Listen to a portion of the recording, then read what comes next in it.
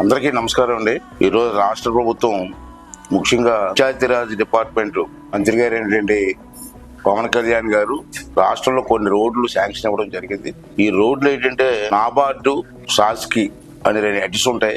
ఈ హెడ్స్ ద్వారా మన రాష్ట్రంలో మొత్తం స్ట్రెంథనింగ్ చేయడం కోసం అని చెప్పి 1392 రోడ్స్ శాంక్షన్ అవ్వడం జరిగింది. ఇవి 26 డిస్ట్రిక్ట్లలో కూడా ఈ రోడ్స్ ఇవ్వడం జరిగింది. ఈ కార్యక్రమం చేసినందుకు పవన్ కళ్యాణ్ గారికి మనస్ఫూర్తిగా ధన్యవాదాలు తెలుపుకున్నాను. దాంట్లో భాగంగా మన నర్సీపట్నం నియోజకవర్గానికి వారు 29 రోడ్లు ఇచ్చారండి. ఇదే సేమ్ స్కీమ్లో 29 రోడ్లు ఇచ్చారు. టోటల్ అమౌంట్ 22 కోట్లు ఇచ్చారు.